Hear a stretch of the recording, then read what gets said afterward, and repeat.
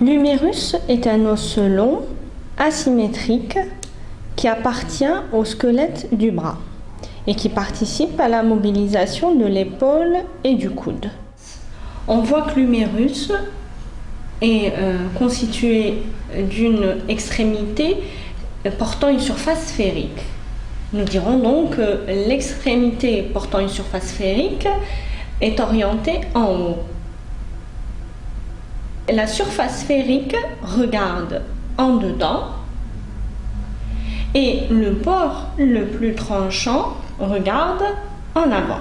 Comme nous l'avons dit, c'est un os long présentant une diaphyse et deux épiphyses. Son épiphyse proximale est volumineuse. Elle est unie à la diaphyse par le col chirurgical.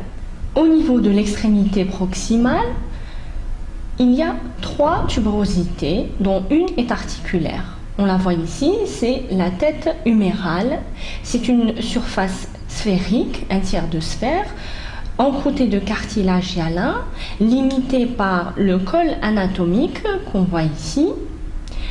Elle est articulaire avec la cavité glénoïde de la scapula. Deux tuberosités non articulaires sont également présentes au niveau de l'extrémité proximale de la tête humérale, le tubercule majeur, appelé également trochitaire, et le tubercule mineur, appelé troquin, tous deux d'insertion musculaire et ligamentaire. Entre les deux, on retrouve ici le sillon bicipital ou gouttière bicipitale dans lequel va passer la longue portion du biceps. L'extrémité proximale ou l'épiphyse proximale est reliée avec le reste de l'os, c'est-à-dire avec la diaphyse humérale, par l'intermédiaire d'une zone qu'on appelle le col chirurgical. L'extrémité distale est déjetée en avant. Elle est constituée d'une partie articulaire, c'est la palette humérale que nous voyons ici au centre, et d'une partie non articulaire, les condyles. Commençons à décrire la partie articulaire, la palette humérale. Elle-même est divisée en deux parties, médiale et latérale.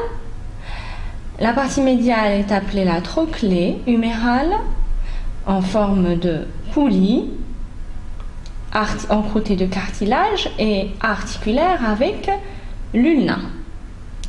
La partie latérale est appelée le capitulum, sphérique, encroûté lui aussi de cartilage et articulaire avec le radius. Entre les deux parties médiale et latérale de la palette humérale existe une zone qu'on appelle la zone capitulo-trochléaire. La trochlée humérale est surmontée d'une fossette qu'on appelle la fosse coronoïde, alors que le capitulum est surmonté d'une autre fosse, c'est la fosse radiale. Dorsalement, il existe une seule fosse qui est la fosse olécrânienne qui surmonte la trochlée humérale dorsalement. Pour les parties non articulaires, il s'agit de deux condyles, le condyle médial et le condyle latéral d'insertion musculo-ligamentaire. La diaphyse humérale, ou le corps diaphysaire de l'humérus, est triangulaire à la coupe et présente donc trois faces, une face médiale, une face latérale et une face postérieure qu'on voit ici. Ces trois faces sont réunies par trois bords, le bord antérieur qu'on a vu tout à l'heure en orientation, le bord médial et le bord latéral. Au niveau de la diaphyse de l'humérus, on retrouve à sa partie latéral, le V deltoïdien, qui est l'empreinte d'insertion du muscle deltoïde en forme de la lettre V. Nous retrouvons également sur sa face postérieure un sillon ou une empreinte de passage d'une oblique du nerf radial.